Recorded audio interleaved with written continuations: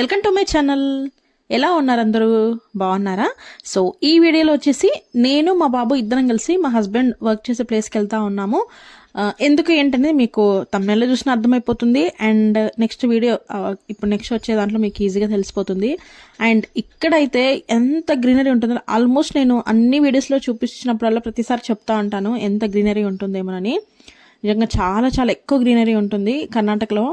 And ఇక్కడ ఏంటంటే అసలు ఈ టైంలోనే వర్షాలు పడాలనేది, ఈ టైంలోనే సమ్మర్ ఫీలింగ్ లేకుండా ఎప్పుడూ సమ్మర్ ఫీలింగ్ లాగానే ఉంటుంది. ఎప్పుడు వర్షాలు వస్తూనే ఉంటాయి. ఎప్పుడు కొంచెం చలి చలిగానే అనిపిస్తూ ఉంటుంది. కొంచెం ఎండలు ఎక్కువే అండ్ వర్షాలు కూడా ఎక్కువే. సో చూడండి ఎంత గ్రీనరీ ఉందో. అసలు చాలా చాలా చాలా గ్రీనరీ ఉంటుంది. అండ్ మేముండే ఏరియా దగ్గరలో అయితే ఇంకా ఇంకా ఎక్కువ ఉంటుంది. అండ్ ఈ మధ్యలో రూట్లో కూడా ఇంకా ఎక్కువ ఉంటుంది. అండ్ ఇక్కడ వక్క చెట్లు ఎక్కువ అండ్ కొబ్బరి బొండ అంటే కొబ్బరి చెట్లు కూడా ఎక్కువే. సో అలా. అండ్ ఇక్కడ వెళ్తా ఉంటే ఒకనొక టైంలో వర్షం వస్తుంది అండ్ ఒకనొక టైం అంటే కొంచెమే జస్ట్ ఒక 10 minutes దగ్గర వర్షం వస్తుంది. కొంచెం 10 minutes ముందుకు వెళ్ళేసరికి అసలు వర్షమే లేదు అక్కడ.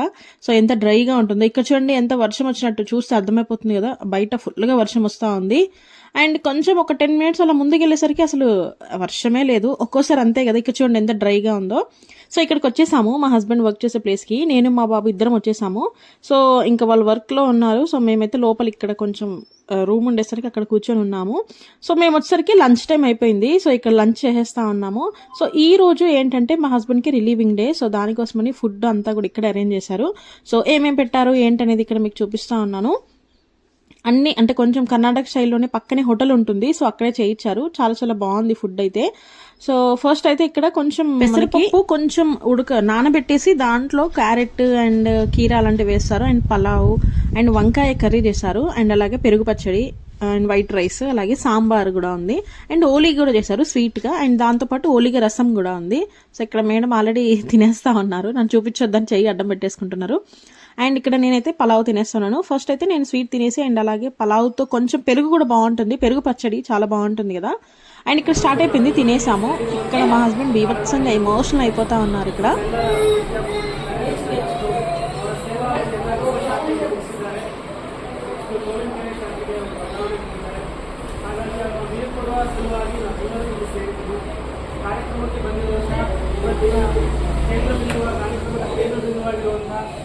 ವಿಲಾಸರಿಗೆ ಕ್ರಮವಾಗಿ ಸ್ವಾಗತವನ್ನು ಕೊಡ್ತಾ ಇದ್ದೀವಿ. ಹಿರಿಯ ಸಹೋದ್ಯೋಗಿಗಳು ಶಿವಾನಂದ ಸರ್ ಅವರಿಗೆ ಸ್ವಾಗತವನ್ನು ಕೊಡ್ತಾ ಇದ್ದೀವಿ. ನಮ್ಮ ನಿಕಟಪೂರ್ವ ಸಹೋದ್ಯೋಗಿ ನಮ್ಮ ಬ್ರಾಂಚಿಂದ ಟ್ರಾನ್ಸ್ಫರ್ ಆದರೂ ಸಹ ನಮ್ಮ ಬ್ರಾಂಚ್ ಅವರೇ ಆಗಿರುವಂಥ ಶಿವಾನಿ ಮೇಡಮ್ ಅವರಿಗೆ ಸ್ವಾಗತವನ್ನು ಕೊಡ್ತಾ ಇದ್ದೀವಿ.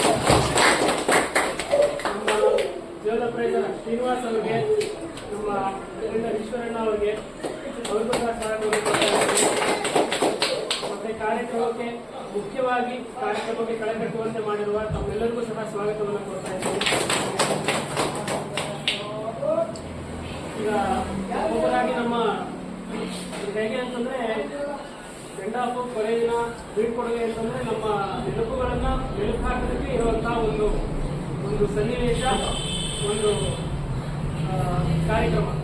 ಹಾಗಾಗಿ ಒಬ್ಬೊಬ್ಬರಾಗಿ ತಮ್ಮ ಅಭಿಪ್ರಾಯವನ್ನ ತಿಳಿಸಬೇಕು ಅಂತ ಕೇಳ್ಕೊತೀನಿ. ಮೊದಲನೇದಾಗಿ ಶಿವಾನಿ ಮೇಡಮ್ ಅವರ ಸರ್ ಜೊತೆಗಿನ ಅವರ ಒಡನಾಟ ಹೇಗಿತ್ತು, ಅವರ ಜೊತೆ ನಿರ್ವಹಿಸಿದಂತಹ ಸಂದರ್ಭ ಹೇಗಿತ್ತು ಅಂತ ಎಲ್ಲರಿಗೂ ಅವರ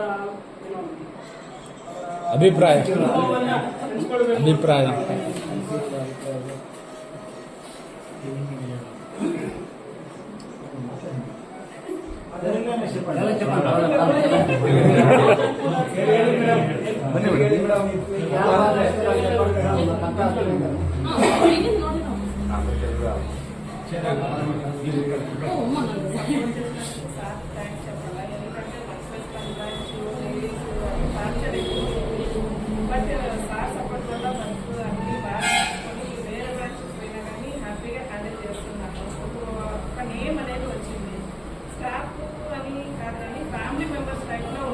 కస్టమర్స్ కానీ ఈవెన్ ఏ కస్టమర్స్ వచ్చినా కానీ ఫస్ట్ కూర్చొని మీ ప్రాబ్లం ఏమని అడిగినాకనే వర్క్ అడిగేవాడు అనమాట.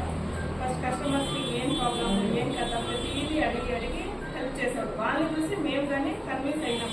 యోగా చెప్పాలంటే వేరే బ్రాంచ్ అంతా మాకంతా బ్యాడ్ టైంలో ఉండింది. చాలా హార్డ్ పర్సన్, ఏం సరిగా వర్క్ చేయడం అది ఇక్కడికి వచ్చినాక చేంజ్ అయినాం. ఎందుకంటే ఆయన చేంజ్ చేసినాం కాబట్టి మేము చేంజ్ అయినాం, మేనేజర్ చేంజ్ అయినాడు అన్న దీంతో సార్ నుంచి చాలా నేర్చుకున్నాము. అంటే ఈసారి స్టార్టింగ్ బ్రాంచ్ వచ్చినప్పుడు ఫ్రెషర్ కదా ఆఫీసర్ అన్న ఫీలింగ్ లేకుండా బాగా చేస్తున్నారు, అడ్జస్ట్ అయినారు. బ్రాంచ్ పరంగా అందరూ అడ్జస్ట్ అయినారు. కస్టమర్స్ కానీ ఏ రకంగానూ రఫ్ కస్టమర్స్ కాదు. మేము పావుగడకి వర్క్ చేసినప్పుడు డైలీ గొడవ ఉండేది, కానీ ఇక్కడ ఏ రోజు గొడవ అనేది చూడలేదు. కాబట్టి కస్టమర్స్కి థ్యాంక్స్ చెప్పాలా, స్టాఫ్కి థ్యాంక్స్ చెప్పాలా, అందరికీ థ్యాంక్స్ చెప్తున్నాను.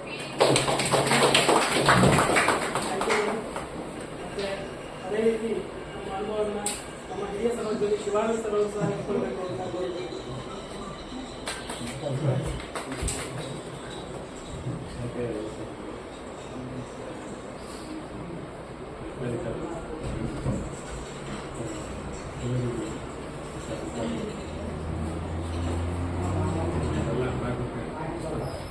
ಶಾಖೆಯಲ್ಲಿ ಈ ಶಾಖೆಯಲ್ಲಿ ಈ ನಮ್ಮ ಮ್ಯಾನೇಜರ್ ಒಂದು 3 ವರ್ಷ ಆಗಿತ್ತು. ಈ ಶಾಖೆನ ಬಹಳ ಉನ್ನತವಾದ ಸ್ಥಿತಿಗೆ ತಗೊಂಡು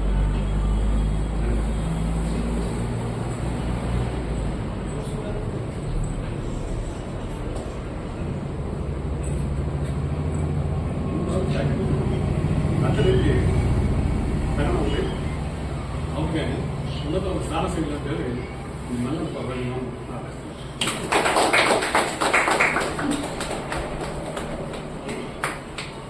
ಎಲ್ಲರೂ ಹೇಳಿದಾಗೆ ಸರ್ರು ಯಾರ ಜೊತೆ ಚೆನ್ನಾಗಿದ್ರು ಅಂದರೆ ಎಲ್ಲರ ಜೊತೆಗೂ ಚೆನ್ನಾಗಿದ್ರು.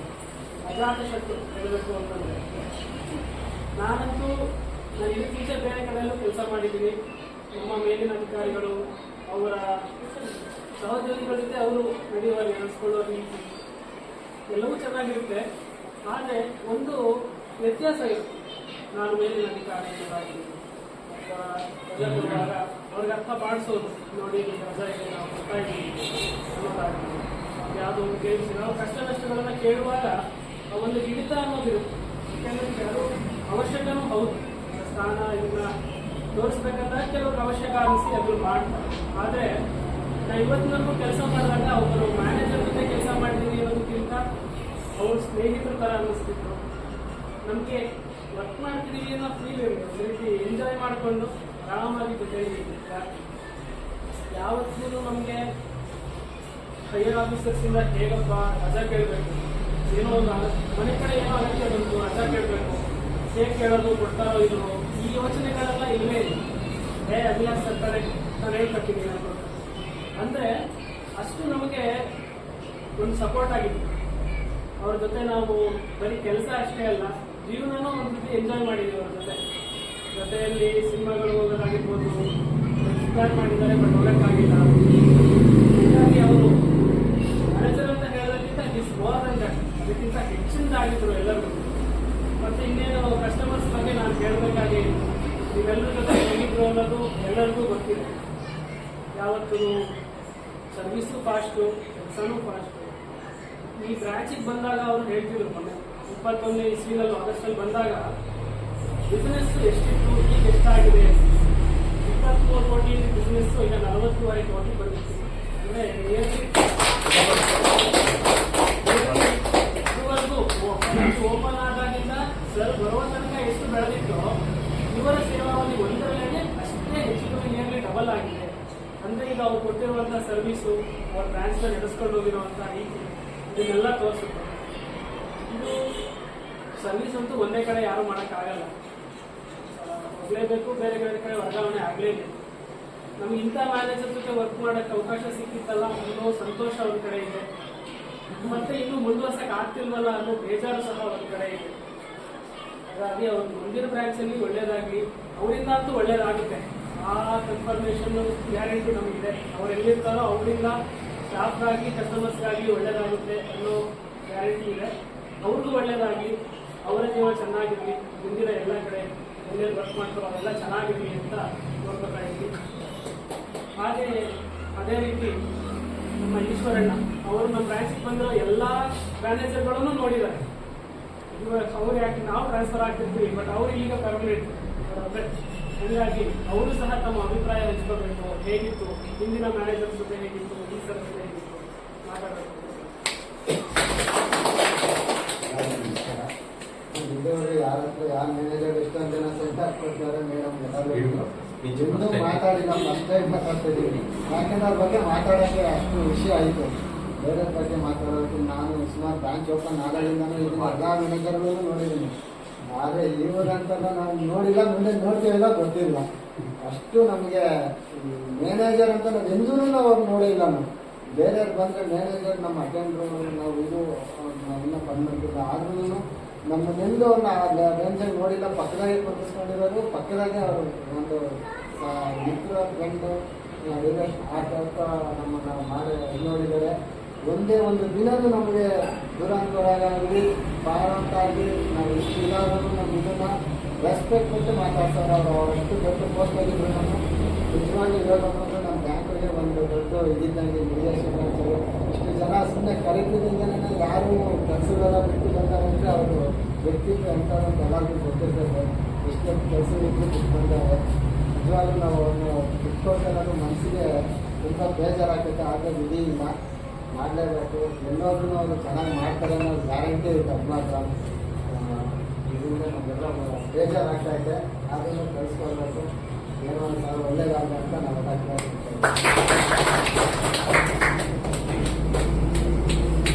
ಈಗ ನಮ್ಮ ಶಾಖೆಯ ಬಡವರಿಂದ ಶ್ರೀನಿವಾಸ್ ಅವರು ಸಹ ತಮ್ಮ ಅನುಭವವನ್ನು ಹಂಚ್ಕೊಳ್ಬೇಕು. ಸಾರ್ ಬಗ್ಗೆ ಹೇಳೋದಂದ್ರೆ ತುಂಬ ಒಳ್ಳೆಯವರು. ನಾವೇನೇನು ಹೇಳೋಕ್ಕಾಗಲ್ಲ. ಈಗಾಗಲೇ ತಿಳ್ಕೊಂಡಿದ್ದೀರ. ಈಗ ನಮ್ಮ ಜೊತೆ ಫ್ರೆಂಡ್ಲಿಯಾಗಿ ಇರ್ತಾರೆ. ಅವರು ಯಾರು ಮ್ಯಾನೇಜರ್ ಇಷ್ಟು ಫ್ರೆಂಡ್ಲಿಯಾಗಿ ಇರಲಿಲ್ಲ ನಾವು ಅಂತ ನಾವು ಮಾತನ್ನು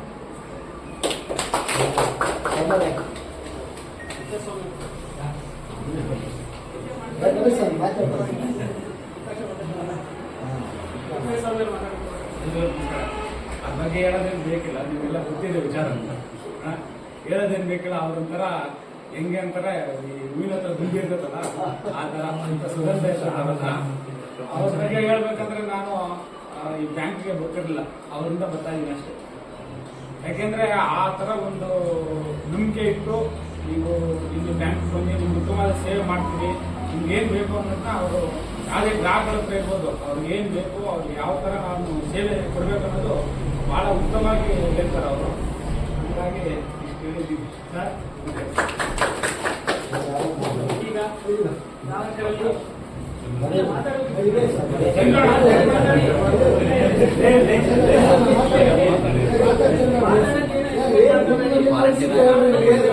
ಎಲ್ಲ ಕಡೆ ನೋಡಾಡ್ತಾರೆ.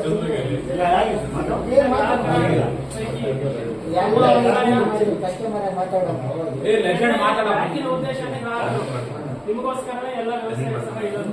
ನಾವು ಅದ್ರ ಭಾಗನೇ, ನೀವು ಅದ್ರ ಭಾಗನೇ. ನಾವು ಸಹ ಗ್ರಾಹಕರೇ. ನಮ್ಮ ಬ್ಯಾಂಕಲ್ಲಿ ನಾವು ಸರ್ವಿಸ್ ಕೊಡ್ತಿದ್ದೀವಿ. ಬೇರೆ ಕಡೆ ಹೋಗಿ ನಾವು ಸರ್ವಿಸ್ ನಾವು ಸಹ ಅಲ್ಲಿ ಕಸ್ಟಮರ್ಸ್ ಆಗಿ. ಹಾಗಾಗಿ ನಿಮ್ಮ ಅಭಿಪ್ರಾಯ ಮುಖ್ಯ ಆಗುತ್ತೆ. ಈಗ ನೀವು ಬಂದಿರೋರಲ್ಲಿ ಬೆಂಗಳೂರಲ್ಲಿ ನಮ್ಮ ಅಭಿಪ್ರಾಯವನ್ನು ಹಂಚ್ಕೋಬಹುದು. ಚಂದೋಣ ಮಾತಾಡು, ಮಾತಾಡು ಚಂದೋಣ ಮಾತಾಡು. ಓಂ ಪ್ರಥಮ ನೀನು ಎತ್ತೋಳ ಎಲ್ಲರೂ ಮಾತಾಡಿ. ಎಲ್ಲರಿಗೂ ನಮಸ್ಕಾರ. ಹೇಳಿ ಸರ್, ಫಸ್ಟ್ ನಿಮಗೆ ನಮಸ್ಕಾರ ಕೊಡ್ತಾ ಇದ್ದೀನಿ. ಯಾಕಂದ್ರೆ ಎಲ್ಲೇ ಯಾವ ಬ್ಯಾಂಕಿಗೆ ಹೋದ್ರು ಈ ತರ ನನಗೆ ಫೆಸಿಲಿಟಿ ಕೊಟ್ಟಿಲ್ಲ. ಯಾವುದೊಂದು ಲೋನ್ ಆಗ್ಬೋದು, ಪ್ರತಿಯೊಂದೊಂದು ಆಗ್ಬೋದು, ಅವ್ರ ಸರಳತೆ ನಿಮ್ಗೆ ಆಗೋದು ಸಿಗಲ್ಲ. ಯಾಕಂದ್ರೆ ಎಲ್ಲರೂ ಎಂತೆಂಥವ್ರು ರಾಜಕೀಯ ವ್ಯಕ್ತಿಗಳು ನೋಡಿದ್ದೀವಿ, ಈ ತರ ಸರಳತೆ ಸಿಕ್ಕಿಲ್ಲ. ಯಾಕಂದ್ರೆ ಇಲ್ಲೇ ಪಕ್ಕದ ಬ್ಯಾಂಕ್ ಇದೆ, ಕರ್ನಾಟಕ ಬ್ಯಾಂಕ್. ಇವತ್ತೊಂದು ನಮ್ಗೆ ರೆಸ್ಪಾನ್ಸ್ ಕೊಡೋದೇ ಇಲ್ಲ.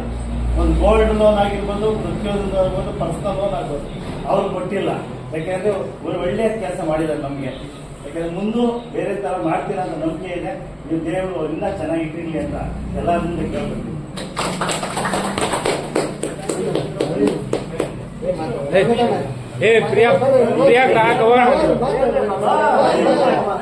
ನಿಮ್ಮ ಕಸ್ಟಮರ್ ನೀವು ಏನು ಮ್ಯಾನೇಜರ್ ಅಣ್ಣ ಈಗ ನಮಗೆ ಅಣ್ಣ ಸಿಗಲ್ಲ ನಮಗೆ. ಇಲ್ಲಿ ರೈತರಿಗೆ ಆಗಲಿ ಪಾಳಿ ತಂದ್ರೆ ಯಾರಿಗೆ ಎಷ್ಟು ಕೊಡ್ಬೇಕು ಅಷ್ಟು, ಯಾವುದೇ ಇಲ್ದಂಗೆ ಯಾರು ಸಪೋರ್ಟ್ ಬೇಡ ಅಂತ ಎಲ್ಲ ರೈತರಿಗೂ ಒಂದೇ ಅಂತ ಎಲ್ಲರಿಗೂ ಸಾಲ ಕೊಟ್ಟು ಅವ್ರೇನೋ ಎಷ್ಟೋ ಜನ ರೈತರು ಗೊತ್ತು ಅವರಿಂದ ನೆನೆಸ್ಕೊಂಡು ಎಷ್ಟೋ ಬೆಳೆ ಬೋರು ಎಲ್ಲ ಹಾಕೊಂಡು ಬಾಟಲ್ ಕಟ್ಕೊಂಡು ನಾವು ಸಮೇತ ನಮ್ಗೆ ಯಾರು ಕೇಳಲೇಬೇಡ, ಎಷ್ಟಪ್ಪ ನಿಮ್ಗೆ ಇಷ್ಟು ಕೊಡ್ತೀವಿ ಸರ್, ಇನ್ನಾಗಲ್ಲ ಇನ್ನೂ ಒಂದು 50,000 ಹೆಚ್ಚಿಗೆ ಕೊಟ್ಟು ನೀವು ಕಟ್ಕೊಂಡು ಹೋಗ್ಬೇಕು, ಸುತ್ತಿ ಬೀಳಿಸ್ಬಾರ್ದು ಅಂತಂದು ಹೇಳಿ ಅವ್ರ ಹಂಗೆ ಮಾಡೋದಕ್ಕೆ ಎಲ್ಲರೂ ಜೇನು ಯಾವ ಥರ ಹತ್ತು ಬರ್ತಾಯಿತ್ತು ಈ ದುಂಬಿಗೆ ಆ ಥರ ಹತ್ತು ಬರಂಗೆ ಮಾಡಿದ್ದೀನ. ಇನ್ನೂ ಮುಂದೆ ಒಳ್ಳೆ ಒಳ್ಳೆ ಮಾಡಿ ಒಳ್ಳೆ ರೈತಾಪಿ ಜನಕ್ಕೆ ಮಾಡಿ ನೀವು ಅನುಕೂಲ ಮಾಡಿ ನಿಮ್ದು ನಿಮ್ಮ ಮಕ್ಕಳು ಆಯ್ತು ಆಗೋಣ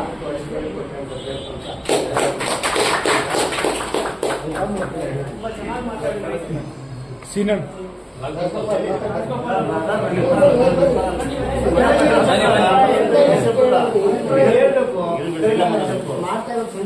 ಅಭಿಪ್ರಾಯ ಹೇಳಿಲ್ಲ ಅಂದ್ರೆ ಇದು ಅಲ್ಲೇ ಮಾತಾಡ್ಬೋದು. ಅನ್ವೇಷ ಸಾಹೇಬರು ಎಲ್ಲ ಸಿಬ್ಬಂದಿ ಬರಬೇಕು, ನಮ್ಮ ಶಿಕ್ಷಕರು ಒಂದೇನವರು ಮುಖ್ಯವಾಗಿ ಹೇಳ್ಬೇಕಂದ್ರೆ ನಾವು ಬೆಳೆದಂಥ ಎಲ್ಲ ನಮ್ಮ ಸ್ನೇಹಿತರು, ಟ್ಯಾಂಕರ್ ಕಸ್ಟಮರ್ಸ್ ನಮಸ್ಕಾರ. ಯಾಕಂದರೆ ಈ ಬ್ಯಾಂಕ್ ಇಷ್ಟೊಂದು ಇಂಪ್ರೂವ್ ಆಗಬೇಕಂದ್ರೆ ನಾನು ಈ ಮುಂದಿನ ದಿನದಲ್ಲಿ ನಾನು ಮೀಟ್ ಮಾಡಿದ್ದೆ. ಅದು ಇಷ್ಟೊಂದು ತಿಳಿಸಿ ನಮಗೆ ಕೆಲಸ ಮಾಡಿಕೊಳ್ಳಿಲ್ಲ. ಓಪನ್ ಆಗಿದೆ ಎಲ್ಲ ಸಿಬ್ಬಂದಿ ಎಲ್ಲ ಚೆನ್ನಾಗಿ ಮಾಡಿದ್ದಾರೆ. ಆದರೆ ಇದೇ ಥರನೇ ಬರೋ ಮ್ಯಾನೇಜ್ಮೆಂಟ್ ಇದೇ ಥರ ನಮ್ಮ ಮ್ಯಾನೇಜರ್ ಥರ ಮಾಡಿ ಚೆನ್ನಾಗೆಲ್ಲ ರೈತರು ನೀನು ಯಜಮಾನ ಬೆಂಗಳೂರು ಗ್ರಾಮದಲ್ಲಿ ಒಂದು 6 ಎಲ್ಲ ಹೇಳ್ತಾರೆ ಸರ್ ಯಾವ ರಕಮ್ ಬೇಕಿಲ್ಲ ಒಂದು ಹಿಂಗೆ ಅಂತ ನಮಗೆ ಕೆಲಸ ಮಾಡ್ಕೊಡ್ತೀವಿ. ಸಹಾಯ ಅವ್ರನ್ನ ಬೋರಾಸ್ಕೊಂಡೆ ನಮ್ಮ ಮದುವೆ ಮಾಡಿದೆ. ಅವರು ವರ್ಷ ಕರೆಕ್ಟಾಗಿ ರಿನ್ಯೂವಲ್ ಮಾಡಿದ್ದೀವಿ. ಏನೋ ಹೇಳಿದ್ರು ಕರೆಕ್ಟಾಗಿ ಒಂದು ರಿನ್ಯೂವಲ್ ಮಾಡಿದ್ರೆ ನಿಮ್ಗೆ 3 ವರ್ಷ ಉಳಿಯುತ್ತೆ. ಅಷ್ಟು 10 ಪಾಯಿಂಟ್ ರೈತರು ಹೇಳ್ಬೇಕಾಗಿತ್ತು. ಸರ್ಕಾರ ಅದು ಫಸ್ಟ್ ಆಗಿ ಡೇಟ್ ನೀರಿಂದ ಹೇಳಿದ್ರೆ 2,000 ರೂಪಾಯಿ ಕಟ್ಟಾಗುತ್ತೆ. ರೈತ 3 ವರ್ಷ ಲಾಸ್ ಆಗುತ್ತೆ. ಅದು ಫಸ್ಟ್ ಪಾಯಿಂಟ್ ಇದೆ. ಅದ್ಯಾವುದು ಕಾರ್ಯ ಆಗುತ್ತೆ ಒಂದಲ್ಲ ರೈತರಿಗೆ ಅದು ಗಮನ ತರಬೇಕು. ಅದು ನಮ್ಮನ್ನು ಒಂದಲ್ಲಿ ನಮ್ಮ ಸಾಹೇಬರು ಮಾಡಿದ್ರು. ಅದಕ್ಕೆ ದೇವರು ಇನ್ನೂ 3 ವರ್ಷ ಬಾಳಿ ಫ್ಯಾಮಿಲಿ ಚೆನ್ನಾಗಿದೆ. ಅದು ಮುಗಿಸ್ತಾರೆ. ಎಲ್ಲ ಸಿಬ್ಬಂದಿಗಳಿಗೂ ನಮಸ್ಕಾರ. ಅವರು ಎಲ್ಲರೂ ಹಂಗೆ ಬಾಳಿ ಅಂತ ಕೈ ಮುಚ್ಚಾರ. అండ్ రిమైనింగ్ పార్ట్ నెక్స్ట్ వీడియోలో పెడతాను, సో డెఫినెట్గా చూడండి. ఇంతేనండి వీడియో. థ్యాంక్ యూ అండి, థ్యాంక్ యూ ఫర్ వాచింగ్. మీరు నా ఛానల్ని ఫస్ట్ టైం చూస్తుంటే సబ్స్క్రైబ్ చేసుకోండి అండ్ పక్కనే బెల్ ఐకాన్ ఉంటుంది, దాన్ని కూడా ప్రెస్ చేయండి.